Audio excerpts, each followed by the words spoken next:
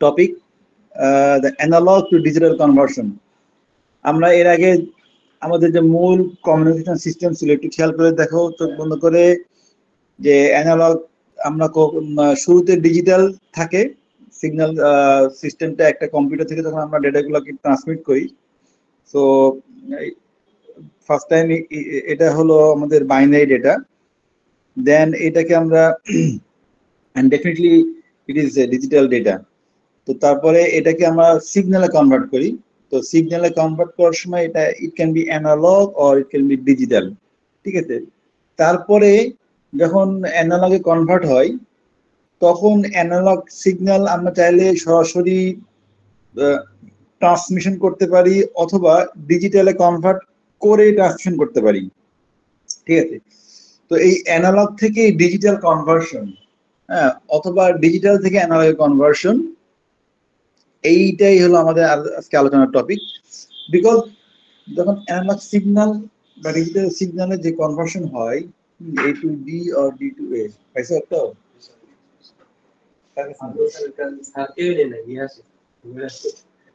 না, এটা তো অ্যাপেলের না, টাইপ সি স্যার।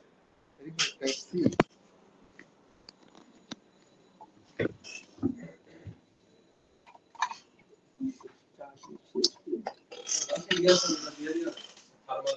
হ্যাঁ হ্যাঁ, ঠিক আছে। তোমার থার্মালটা আমাকে ইনশিওর করো।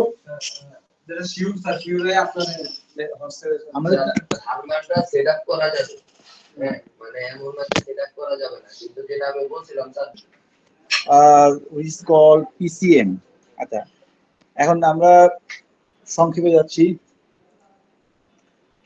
ওকে, তো অ্যানালগ থেকে ডিজিটাল কনভার্সনের যে টেকনিকটা, সেটা হলো খুবই ইম্পর্টেন্ট আমাদের পরীক্ষার জন্য, খুবই খুবই খুবই ইম্পর্টেন্ট। তো which is called PCM, pulse code modulation. আচ্ছা, এখন দেখো এই ফিগারটা থেকে আমরা পড়ে যাচ্ছি। তো এই প্রথমে তো এটা একটা সাইন ওয়েভ অথবা একটা অ্যানালগ সিগন্যাল যাচ্ছে। এই সিগন্যালটাকে এই যে 1010 বিটে কনভার্ট করব, how is it possible? So we have to maintain this 3 steps. Number 1 sample or sampling, number 2 quantization, okay, and number 3 হলো encoded, okay, quantize যেটাকে এনকোড করা। এর মানে হলো 3 নম্বর পয়েন্ট হলো বাইনারি এনকোডেড। খাতায় লিখে নিতে পারো। Number 1 sampling, number 2 quantization, and number 3 binary encoded, okay. আচ্ছা, number 1 sampling. The sampling is the process is sometimes referred to as a pulse amplitude modulation. এটাকে বলা হচ্ছে pulse amplitude modulation বলা হয়। আচ্ছা, দ্বিতীয় লাইনটা দেখো, sampling means measuring the amplitude of the signal at equal intervals, okay. তাহলে এই যে এটা একদম এক্স্যাক্টলি সাইন ওয়েভ হয় নাই, বাট এটা একটা অ্যানালগ সিগন্যাল ডেফিনেটলি। এখন এই অ্যানালগ সিগন্যালটাকে আমরা একটা নির্দিষ্ট টাইম ইন্টারভেলে কি করতেছি, এটাকে আমরা স্যাম্পলিং করতেছি, মানে এটাকে ভাগ করতেছি। একটা নির্দিষ্ট টাইম ইন্টারভেলে এই সিগন্যালটাকে আমরা স্লাইস করতেছি।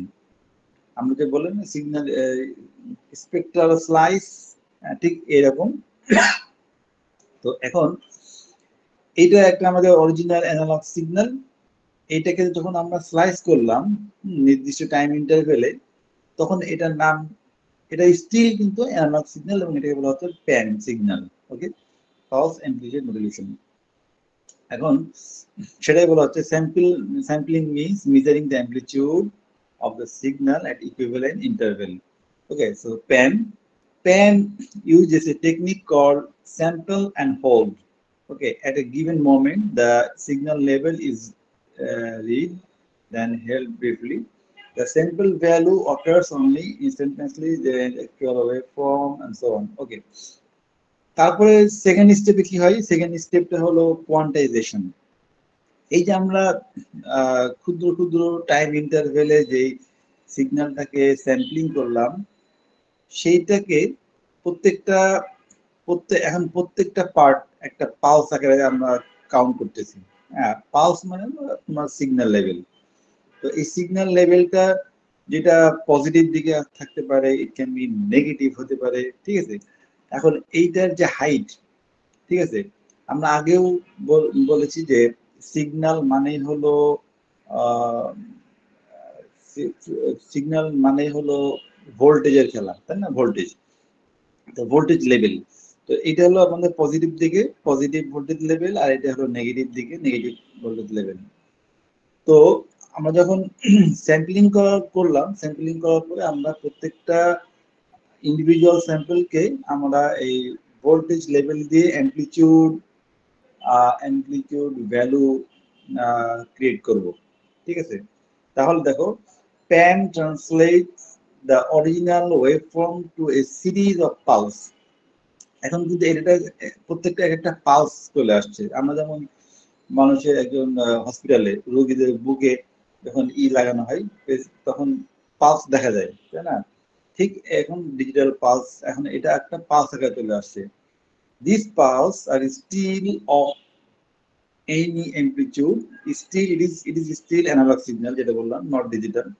So PCM modified the pulse created by PAN completely digital signal by using quantization. এই quantization যখন আমরা প্রত্যেকটা পালসের যে একটা ভ্যালু দিলাম, তারপরেই কিন্তু আমরা বলতে পারবো যে এটা now it's almost digital signal, ঠিক আছে। এইবার দেখো, এই যে প্রত্যেকটা কোয়ান্টাইজেশনের করার পরে প্রত্যেকটা পালসের যে ভ্যালু দিয়েছিলাম, লাইক যদি একটা দেখো +24, তাই না, +34, 38, +48, হোয়াট এভার, এরকম ভাবে -80, তারপরে হলো +27, right.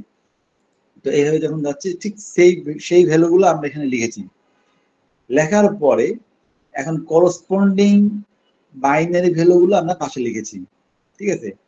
After assigning sign and magnitude to quantized sample, each value is translated into 7-bit binary equivalent number. Okay. তো এখান থেকে যদি এটা দেখি -15, তাই না। তো -15 এর জন্য হলো আমাদের 4টা 1 দিলে এটার ভ্যালু হবে 15। তো এটা বলতেছে কি 7 বিট, আর বাকি যে 3টা বিট, সেই 3টা বিট 0। আর যখনই এখানে বলা হচ্ছে তো মাইনাস যদি থাকে, তাহলে আমাদের শুরুতে যে বিট একটা 1 যোগ হবে, 1। আর যদি হয়,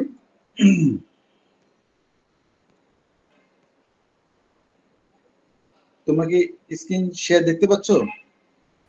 জি স্যার। ওকে, ফাইন। আর যদি প্লাস হয় তাহলে শুরুতে 0, ঠিক আছে। যদি মাইনাস থাকে তাহলে শুরুতে 1 যোগ করতে হবে, আর যদি শুরুতে প্লাস থাকে তাহলে শুরুতে 0 বিট যোগ করতে হবে। তাহলে আমাদেরকে এখন টোটাল কি 8 বিট চলে আসছে, ঠিক আছে। তাহলে প্রত্যেকটা জন্য 8 বিট। এখন আমরা এই প্রথমে এর আগে যেমন প্রত্যেকটা পালসের যে ভ্যালু দিলাম, এবং এই প্রত্যেকটা ভ্যালুর এগেইনস্টে আমরা বাইনারি বিট পেয়ে গেছি। এখন দেখো পরের স্টেপে কি, যে 24 এর যদি 8 বিট দেওয়া হয়, 24 এর জন্য আমাদের যে অরিজিনাল বাইনারি ডেটা সেটা ঠিক এরকম হবে 000110000, ঠিক আছে। তাহলে 1 এর জন্য একটা পালস, ছোট একটা পালস। এখন এটা লাইন কোডিং, আমরা এখন ওইটা অন্য হিসাব, বাট আমরা 1 থাকলে একটা পালস দেব, দ্যাট ইজ দ্য থিং। 1 মানে একটা পালস। যেমন 38, এখানে একটা 1 আছে, এটা একটা 1, এখানে একটা 1, পরপর 2টা 1, মানে এই জন্য আমাদের পালসটা লম্বা হয়েছে। আর এখানে একটা 1, তাহলে 0-র জন্য কিছু নাই, 0-র জন্য 0, আর 1-এর জন্য একটা করে পালস। তাহলে কি, কিন্তু এখন দেখো আমাদের যদি এইভাবে করি, তাহলে আমাদের টোটাল একটা অ্যানালগ সিগন্যালকে আমরা এখন কিন্তু খুব ইজিলি ডিজিটালি কনভার্ট করে ফেলতে পারছি, ঠিক আছে। তাহলে এটা হলো আমাদের ওভারঅল একটা স্ট্রাকচার, যে প্রথমে একটা অ্যানালগ সিগন্যাল, সেটাকে আমরা কি করলাম, পেন সিগন্যালে কনভার্ট করলাম, এবং ইটস অলসো অ্যানালগ সিগন্যাল, এবং এটাকে স্যাম্পল করা হয়েছে, হ্যাঁ, একটা নির্দিষ্ট after a certain period of time. তো একটা নির্দিষ্ট টাইম ইন্টারভেলে আমরা প্রত্যেকটা সিগন্যালকে স্যাম্পল করলাম, এবং সেখানে আমরা কোয়ান্টাইজেশন করলাম, মানে হলো প্রত্যেকটা স্যাম্পলের একটা প্রত্যেকটা পালসের একটা করে ভ্যালু আমরা ক্রিয়েট করলাম, এবং ওই ভ্যালুর এগেনস্টে আমরা বাইনারি ভ্যালুগুলোকে আমরা জেনারেট করেছি, এবং according to that binary data then line coding এর বিষয়, তখন আমাদের এটা কিন্তু কমপ্লিটলি একটা ডিজিটাল সিগন্যাল। তাহলে একটা অ্যানালগ সিগন্যালকে আমরা ডিজিটাল সিগন্যালে কনভার্ট করতে পারি এই তিনটা স্টেপে, ঠিক আছে? এই জিনিসটা একদম ক্লিয়ার একটা কোশ্চেন পরীক্ষার exam, how we can convert a analog signal into digital signal. যদি এই ধরনের কোনো কোশ্চেন থাকে, definitely you have to draw this picture. That is the summary of all our things. Then you have to explain what is span signal or sampling, then second step quantization, then binary encoding. ঠিক আছে, এই তিনটা তখন explain করতে হবে। Finish. এইবার হলো sir এই যে এক্সাম্পল দিয়ে এক্সপ্লেন করব, যেমন স্লাইডে আছে। ইয়েস ইয়েস ইয়েস, এক্সাম্পল দিয়ে এক্সপ্লেন করতে হবে। ছবি আঁকাইতে হবে, ছবিটা ওকে অবশ্যই আঁকাইতে হবে, ঠিক আছে? আচ্ছা, এরপরে হলো জি sir, G sir. Okay, Nyquist theorem. Nyquist theorem, the accuracy of any digital production of an analog signal depends on the number of sample. ঠিক আছে, এখন আমরা একটা কথা জানি যে কোনো একটা জিনিসকে তুমি যখন যত বেশি স্যাম্পলিং করবা, বা যত ক্ষুদ্র অংশ ডি বাই ডি এক্স যত বেশি ছোট ছোট ক্ষুদ্র ক্ষুদ্র অংশে ডিভাইড করবা, তখন কিন্তু ওইটার অ্যাকুরেসি লেভেলটা বাড়তে থাকবে। এটার অ্যাকুরেসি লেভেলটা বাড়তে থাকবে। So that's why we are saying that accuracy of any digital signal depends on the number of sampling. খুব খেয়াল করে এই জিনিসটা বুঝতে হবে এবং লিখতে হবে পরীক্ষার সময়। The accuracy of any digital signal or digital production, it depends on the sampling, okay, sampling rate. আচ্ছা, এরপরে according to the Nyquist theorem, আমরা তো Nyquist theorem অঙ্ক আমরা করছি না? শ্যানন থিওরাম আর Nyquist theorem আমরা করছিলাম। জি স্যার। Yes. So Nyquist theoremটা হলো নয়েজ লেস চ্যানেল, তাই না? নয়েজ, সম্ভবত নয়েজ লেস চ্যানেল। আর শ্যানন থিওরাম হলো নয়েজি চ্যানেল, যতদূর মনে পড়ে। তো Nyquist theorem, to ensure the accurate production of original analog signal using PAM. তো এখন স্যাম্পলিং রেট, আমরা বলতেছি কি sampling rate it must be at least twice the highest frequency. তো সেক্ষেত্রে এখন এই যখন নয়েজ লেস চ্যানেল, ওকে, সো Nyquist theorem আমরা অ্যাপ্লাই করেছি নয়েজ লেস চ্যানেলের জন্য, যেই চ্যানেলে কোনো নয়েজ নাই। তো সেখানে আমাদের স্যাম্পলিং রেটটা হবে আমাদের ফ্রিকোয়েন্সি, ম্যাক্সিমাম যে ফ্রিকোয়েন্সি, ঠিক আছে, maximum frequency double, 2 Times, okay, twice or 2 Times of maximum frequency. ঠিক আছে, এটা মাথায় রাখতে হবে। আচ্ছা, যেমন একটা অঙ্ক দেখো, এখানে বলা আছে what sampling rate is needed for a signal with bandwidth of 10,000 hertz, ঠিক আছে? সো এখানে একটা রেঞ্জ দেওয়া আছে 10,000 হার্টজ, বাট এটার লোয়ার লিমিট হলো 1,000 টু 11,000 হার্টজ, ঠিক আছে? তাহলে আমরা ফর্মুলা অনুসারে জানি কি যে আমাদের স্যাম্পলিং রেট বের করতে বলছে। সো স্যাম্পলিং রেট হলো 2 টাইমস অফ ম্যাক্সিমাম ব্যান্ডউইথ। তাহলে এই দুইটা ভ্যালুর মধ্যে এটা হলো মিনিমাম আর একটা হলো ম্যাক্সিমাম। তাহলে ম্যাক্সিমাম ব্যান্ডউইথ হলো 11,000 হার্টজ, ঠিক আছে, 11 বা 11 কিলো হার্টজ। তো সেইটা 2 টাইমস, তার মানে হলো আমাদের 22 kilo hertz sample per second, ঠিক আছে? প্রতি সেকেন্ডে এতগুলা স্যাম্পল হচ্ছে।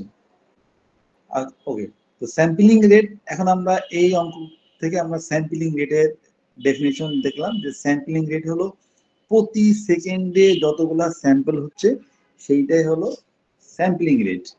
এবং আমরা যখন এই যে অফিস সিস্টেমে বিএআর বের করি, অনেক সময় বিহেভিয়ার গ্রাফটা বা মানে অত ভালো হয় না। তো যত তার মানে হলো আমাদের রেজাল্টটাকে যত স্মুথ দেখতে চাই, যত ভালো দেখতে চাই, সেক্ষেত্রে আমাদের স্যাম্পলিং রেটটা বাড়াইতে হবে। এবং স্যাম্পলিং রেট বাড়াইলে দেখবে যে তোমার এই প্রোগ্রামটা রান করলে টাইম বেশি লাগবে। বিকজ তারা আগে যদি 11,000 স্যাম্পল করতে, এখন 22,000 স্যাম্পলিং করতেছে। তো স্যাম্পলিং রেট ইনক্রিজ করলে তোমার রান করতে সময় বেশি লাগে, বাট তোমার রেজাল্টটা আরো বেশি অ্যাকুরেট আসবে। আচ্ছা, এখন হলো বিট রেট। বিট রেট বা ডেটা রেট আমরা কি করলাম, আমরা কিন্তু প্রত্যেকটা স্যাম্পলে 8টা করে বিট, তাই না? আমরা যখন এখানে দেখছি প্রত্যেকটা স্যাম্পলের জন্য 8টা করে বাইনারি বিট ছিল, ঠিক আছে? তো এই জন্য আমরা কি করছি, এই টোটাল স্যাম্পলিং রেট যেটা, সেই স্যাম্পলিং রেটের সাথে 8 বিট দিয়ে গুণ করেছি। তো আমাদের স্যাম্পলিং রেটটা হলো 22,000 sample per second multiply 8। So total answer হলো আমাদের 176 কিলো বিট। যেহেতু এটা আমাদের ডেটা রেট বা বিট রেট হোয়াট এভার, তাহলে অ্যান্সার হবে kilobit per second. Clear? তাহলে আমরা দেখলাম যে একটা অ্যানালগ সিগন্যালকে একটা ডিজিটাল সিগন্যালে কিভাবে কনভার্ট করতে হয় এবং করসপন্ডিং একটা অঙ্ক। ওকে, এইবার ডিজিটাল ডেটা ট্রান্সমিশন। এখন মনে করো যে আমরা একটা অ্যানালগ সিগন্যালকে ডিজিটাল করে ফেলছি। এখন এই ডিজিটাল ডেটাটাকে আমরা ট্রান্সমিট করব, তখন কি হবে? তখন কি ঘটনাটা ঘটবে? তখন ডিজিটাল ডেটা মানে হলো 1010 বিট। তো then we can transmit that kind of মানে চাঙ্ক অফ ডেটা বা block of data in parallel, আর একটা হলো সিরিয়াল। যখন সিরিয়ালি যাবে ডেটাগুলা, তখন আবার আমরা চাইলে সেটাকে সিনক্রোনাইজ করতে পারি অথবা অ্যাসিনক্রোনাইজ হতে পারে, ঠিক আছে? So if you look in this figure, এটা হলো আমাদের প্যারালাল ডেটা, প্যারালাল ট্রান্সমিশন। তো 8 বিট সিগন্যাল, এখানে কি হচ্ছে দেখো, এটা সেন্ডার এ রিসিভার। সেন্ডার সবগুলো ডেটা একই সাথে একই টাইমে প্যারালালি পাঠাচ্ছে। ওকে, বাইনারি ডেটা সে একটা গ্রুপে, হ্যাঁ, এবং একসাথে পাঠাচ্ছে, সবগুলো ডেটা একসঙ্গে যাবে। তো এইটার যে অ্যাডভান্টেজ, মেন অ্যাডভান্টেজ হলো প্যারালাল ট্রান্সমিশনের ক্ষেত্রে এটার স্পিড অনেক বেশি, মানে অনেকগুলো ডেটা একসাথে যাচ্ছে, তো অটোমেটিক্যালি এটার স্পিড অনেক বেশি। ওকে, বাট এটার মেন ডিসঅ্যাডভান্টেজ হলো যে কস্ট। হ্যাঁ, এই ধরনের সিস্টেমটার কস্ট বেশি হবে, নাম্বার ওয়ান। আর নাম্বার টু হলো, দেখো এই 8টা বিটের জন্য কিন্তু এখানে টোটাল 8টা চ্যানেল ইউজ করা হয়েছে, ঠিক আছে? তো নাম্বার অফ চ্যানেল আমাদের বেশি লাগবে। তো আমরা যদি প্যারালাল ট্রান্সমিশন করি আমাদের স্পিড বেশি হবে, but on the other hand we have to use multiple of channel at the same time. এটা হলো আমাদের ডিসঅ্যাডভান্টেজ। ওকে, দেন নেক্সট হলো আমাদের সিরিয়াল ট্রান্সমিশন।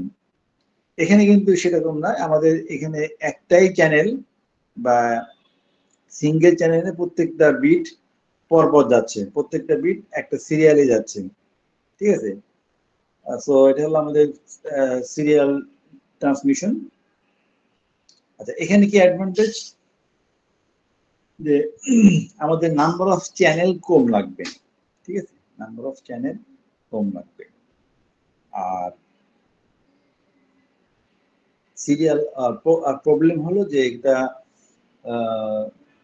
যদি আমরা সেম, যেহেতু একটা চ্যানেলে কাজ হচ্ছে, তো যখন আমরা মানে ওয়ান ওয়ে কমিউনিকেশন, এখানে বোথ ওয়ে কমিউনিকেশন সম্ভব না, bidirectional communication not possible, ঠিক আছে? তো ডেটা যাচ্ছে, ডাটা ইনকামিং এবং আউটগোয়িং দুইটা at the same time we cannot, okay, we cannot transmit.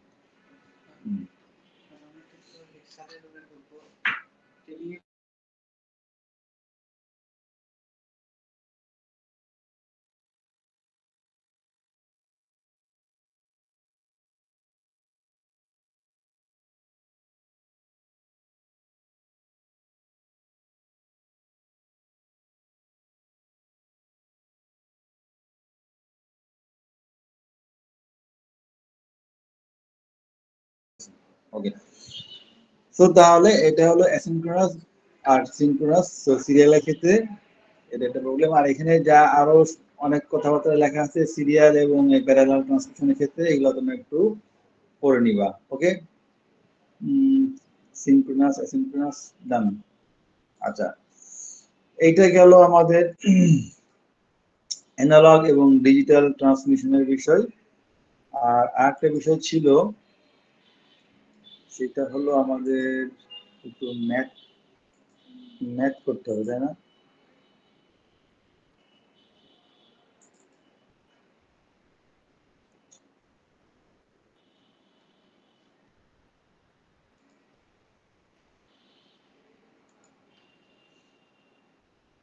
আচ্ছা, ম্যাথ করতে হবে।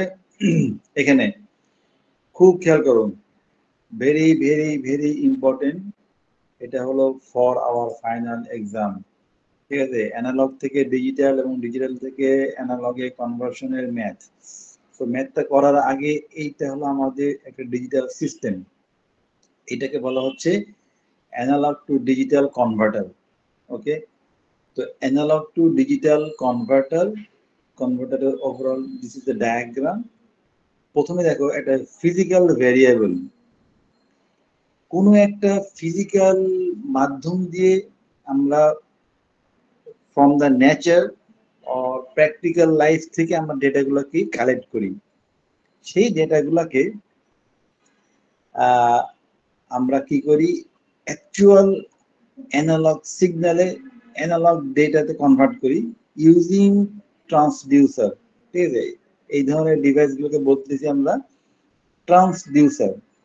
ট্রান্সডিউসারের আউটপুট ইটস এ অ্যানালগ, এবং এই অ্যানালগ সিগন্যালটা যখন আমরা ডিজিটালে কনভার্ট করব, এই প্রসেস, এই যে ব্লকটা, এই প্রসেসটার নাম হচ্ছে A to D বা অ্যানালগ টু ডিজিটাল কনভার্সন, যেটা আমরা এতক্ষণ দেখলাম, PCM, রাইট?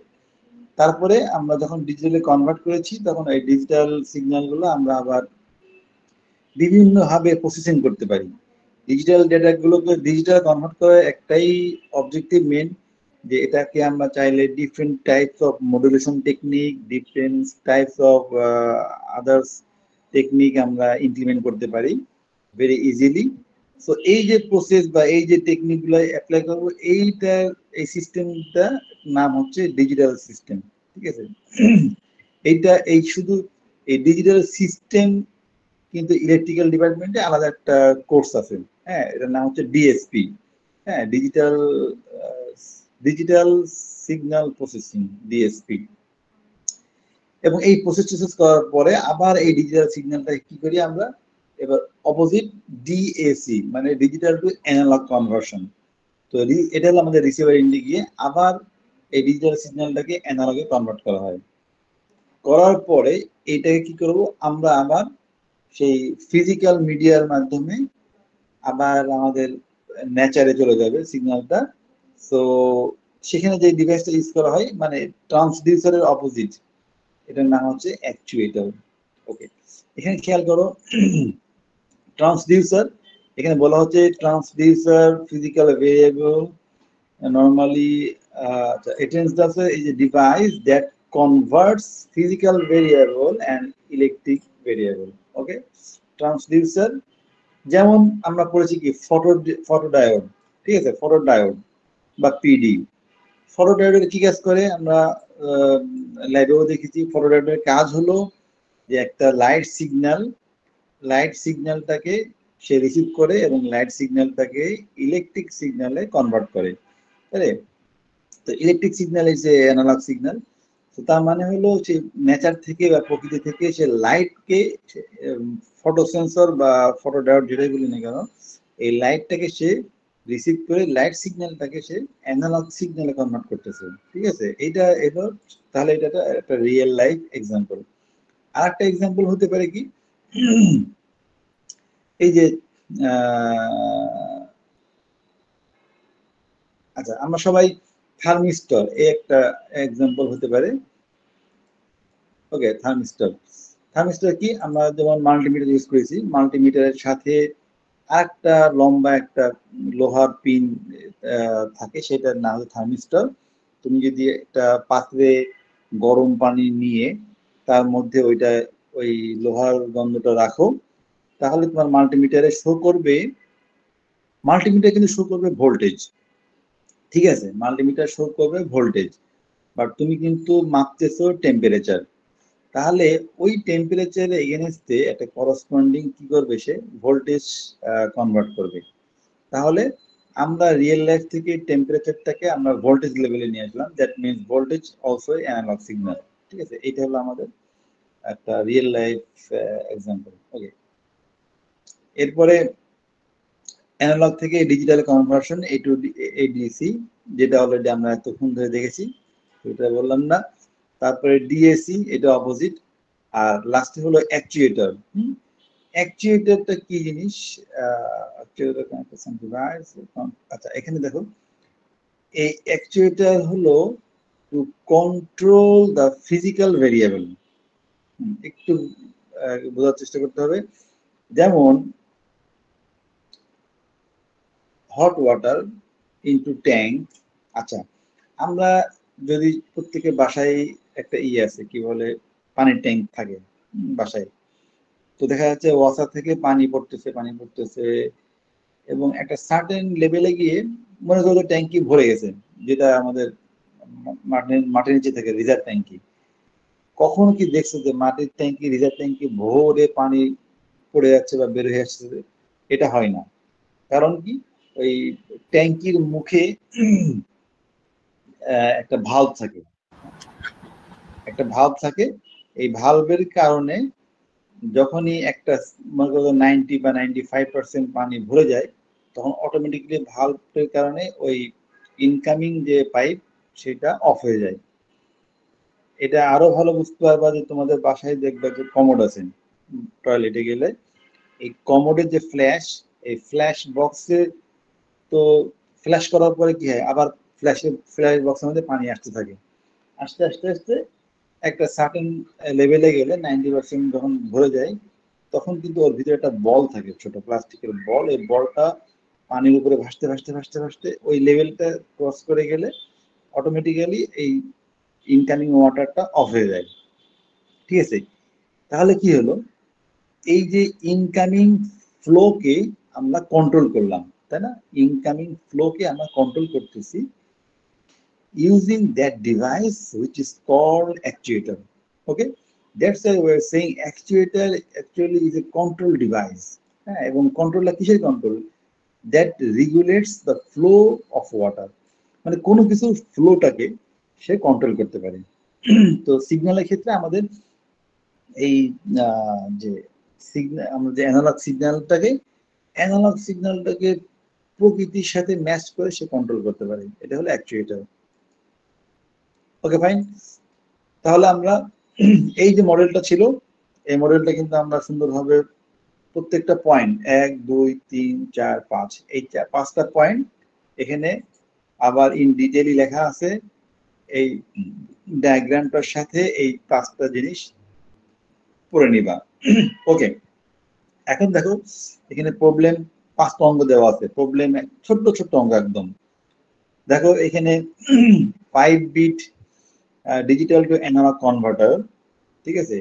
এখানে আমরা ইনপুট দিচ্ছি কি, একটা বাইনারি বিট 101000, আর ইনপুট আউটপুট কারেন্ট আসতেছে হলো আমাদের 10 মিলি অ্যাম্পিয়ার। সো আমরা যদি এই যে বাইনারি বিট যেটা দিয়েছি, এইটা না দিয়ে যদি এইটা দিই 11101, তাহলে আমাদের আউটপুট কারেন্ট কত হবে? আগে ছিল আমাদের 10 milli ampere, because of input ছিল এইটা, এখন হলো ইনপুট এইটা।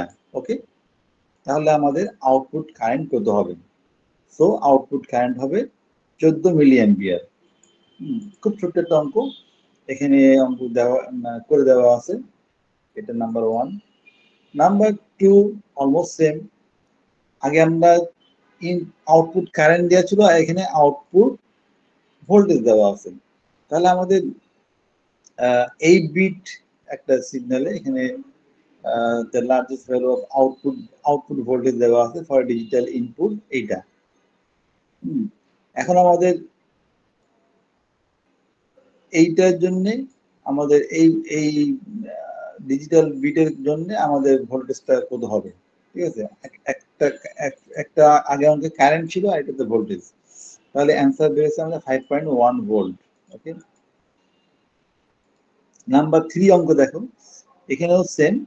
এখানে আমাদের ইনপুট বাইনারি ইনপুট ডেটা দিচ্ছি আর আউটপুট পাচ্ছি ভোল্টেজ এত ভোল্ট, ঠিক আছে? আউটপুট ভোল্ট পেলাম এত ভোল্ট আর ইনপুট এটা। তাহলে যদি আমরা ইনপুটে এইটা দিই, এই ভ্যালুটা দিই, তাহলে আমাদের আউটপুট ভোল্টেজ কত হবে? আউটপুট ভোল্টেজ 6.2 ভোল্ট, ঠিক আছে? তিনটা অঙ্ক মোর অলমোস্ট সিমিলার।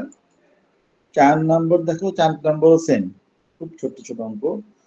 আর এটা হলো আমাদের 5 নাম্বার।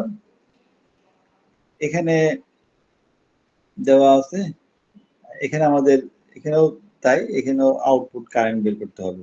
ওকে, তাহলে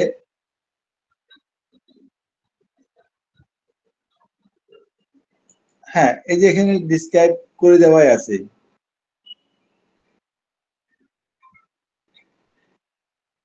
আচ্ছা দেখো, এখানে আমি প্রথম অঙ্কটা বলে দিচ্ছি যে ডিজিটাল ইনপুট হলো 101000, এইটার ইকুইভ্যালেন্ট ডেসিমাল নাম্বার হলো 20। এখন এইটার ডেসিমাল নাম্বার 20, এটা আমরা কিভাবে বের করব? খুব ইজিলি আমরা ক্যালকুলেটরে চাপ দিলেই বের করে ফেলতে হবে, ঠিক আছে? তারপরে এখানে বলা হচ্ছে আমাদের আউটপুট কারেন্ট হলো 10 মিলিঅ্যাম্পিয়ার, ঠিক আছে? তাহলে প্রপোর্শনালিটি ফ্যাক্টর, এখন এই 20/10 প্রপোর্শনাল ফ্যাক্টর, এই দুইটা প্রপোর্শনাল ফ্যাক্টর হলো 0.5 মিলিঅ্যাম্পিয়ার। ওকে, সো এখন আমরা বলছি যে আমরা যদি ইনপুটে এইটা দিতাম, এইটার করসপন্ডিং ভ্যালু হলো 29, ঠিক আছে? তাহলে আমাদের কারেন্ট কত হবে? তাহলে আমাদের যে প্রপোর্শনাল ফ্যাক্টর বের করেছি 0.5 মিলিঅ্যাম্পিয়ার, ওইটার সাথে আমাদের নতুন যে ইনপুট ডিজিটাল বাইনারি বিট, এইটা আমরা গুণ করব। মানে করসপন্ডিং যে ডেসিমাল নাম্বার, সেই ডেসিমাল নাম্বারের সাথে 0.5 যেটা আমাদের প্রপোর্শনাল ফ্যাক্টর, এই দুইটা গুণ করলে এখানে কারেন্ট চলে আসবে, ঠিক আছে? এটা হলো আমাদের আউটপুট কারেন্ট।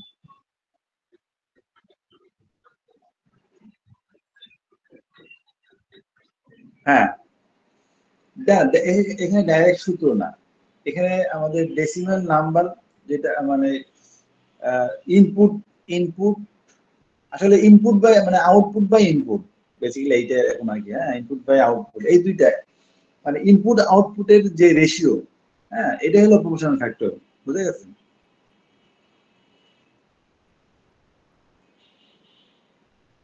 বুঝতে পারছো? আমাদের কিন্তু এখানে ইনপুট ডেসিমেল নাম্বার দেওয়া আছে, তাহলে ইনপুট ডেসিমেল নাম্বার আর আমরা আউটপুট এখানে আই আই আউট মানে আউটপুট কারেন্ট দেওয়া আছে, তাহলে ইনপুট এবং আউটপুট এই দুইটা যে রেশিও, সেই দুইটা রেশিওটাই হলো আমাদের প্রপোর্শনালিটি ফ্যাক্টর। তো প্রপোর্শনাল ফ্যাক্টরটা বের করে নিলে আমরা খুব ইজিলি আমাদের অ্যান্সারটা পেয়ে যাব। এবং এই 4টা অঙ্ক এই সেম একই জিনিস, হ্যাঁ, ছোট্ট ছোট্ট অঙ্ক। তো এই সবগুলা মিলে একটা অঙ্ক থাকতে পারে। তাহলে এই স্লাইডে আমাদের মেন যে বিষয় সেটা হলো এই যে A to D এবং D to A কনভার্সন যে প্রসেসটা হচ্ছে, এই 5টা ডিভাইস সম্পর্কে এখানে আলোচনা করা হয়েছে, প্লাস এই 4টা-5টা অঙ্ক আছে। তোমরা আগে নিজেরাই দেখো, 2-3 লাইনের একটা অঙ্ক, একটা অঙ্ক তো বললাম। তো সবগুলো অঙ্কই অলমোস্ট সেম। তো অঙ্কগুলা তোমরা একটু নিজেরা ট্রাই করো, আমি স্লাইডটা আপলোড করে দিচ্ছি, ঠিক আছে? ওকে, তো আজকে এই পর্যন্তই। অলরেডি হ্যাঁ, বলো।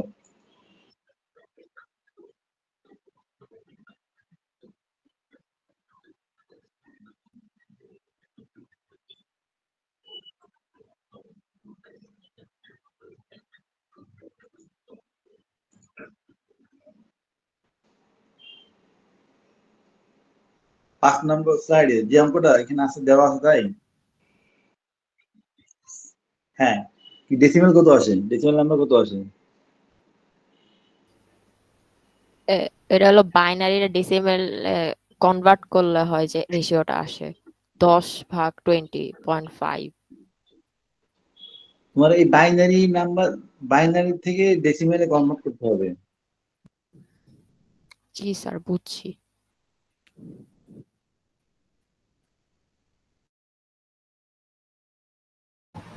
Sir, attendance.